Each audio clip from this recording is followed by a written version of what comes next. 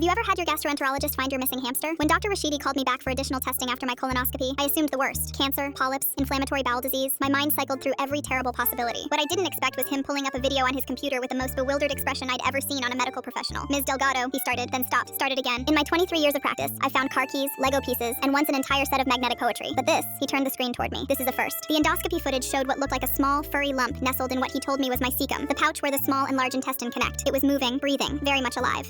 I leaned closer, my voice dropping to a whisper. That's Mr. Whiskers. Dr. Rashidi's eyebrows shot up. You recognize it? My hamster. He went missing 8 months ago. The room started spinning. How is he alive? How is any of this possible? What followed was the most surreal medical consultation of my life. Dr. Rashidi pulled up scan after scan, showing a complex network of what he called unprecedented biological adaptation. Apparently, Mr. Whiskers hadn't just survived in my intestinal tract, he'd thrived. He'd created air pockets, rerouted small blood vessels for oxygen, and was somehow sustaining himself on partially digested food. The gastric acid should have, Dr. Rashidi trailed off. He appears to have developed an enzyme coating, like he evolved to survive in there. I thought back to that night 8 months ago. I'd taken an Ambien for the first time, desperate for sleep after weeks of insomnia. I remembered making a sandwich at 3 a.m., barely conscious. The cage had been open when I woke up. I'd searched everywhere, under the bed, behind the dresser, in the walls. I'd even put up posters around the neighborhood. We need to get him out, Dr. Rashidi said, but his voice held a note of uncertainty. The problem is, he's integrated himself so thoroughly that traditional extraction could cause serious damage to both of you. Both of us? My voice cracked. He pulled up another image. Tiny root-like structures extended from where Mr. Whiskers had made his home. He's created a symbiotic relationship. These connections are actually improving your digestion. Your test results show optimal gut health. Better than optimal, actually. Your microbiome is perfect. I stared at the screen. My missing hamster had become my intestinal roommate, and apparently he was the best roommate I'd ever had. Quiet, helpful, paying rent in the form of enhanced digestion. But he's a hamster, I said weakly, living inside me. This is insane. Dr. Rashidi nodded slowly. I've already contacted veterinary specialists and exotic animal experts. None of them believe it's possible, but the evidence is right here. We scheduled another consultation for the following week to discuss options. I went home in a daze, my hand unconsciously resting on my abdomen. Was that movement I felt, or just normal digestion? That night, I sat on my couch with a bowl of sunflower seeds, Mr. Whiskers' favorite treat. I ate them one by one, wondering if he could taste them, wondering if he was happy, wondering what the hell I was supposed to tell my date next week when he asked if I had any pets. The story leaked because of course it did. Someone at the hospital couldn't resist. Within days, I was internet famous as Hamster Gut Girl. Scientists wanted to study me. PETA wanted to rescue Mr. Whiskers. My ex-boyfriend texted to ask if this was why I'd always had stomach issues. 3 weeks later, we attempted extraction. Dr. Rashidi assembled a team of the best specialists in the country, but when they went in, Mr. Whiskers was gone. Not dead, just gone. The only evidence was a perfectly hamster-shaped indentation in my intestinal wall and significantly improved digestive health that persists to this day. Sometimes, late at night, I swear I can feel him running on his little wheel. The doctors say it's impossible, that he must have been absorbed or dissolved somehow, but I know better. Mr. Whiskers is still in there somewhere, living his best life in ways science can't explain. Last month, my new hamster, Mr. Fluffington, escaped his cage. I found him immediately, sealed the cage with industrial-strength locks, and started sleeping with a mouthguard. I'm not taking any chances. My gut has reached maximum hamster capacity.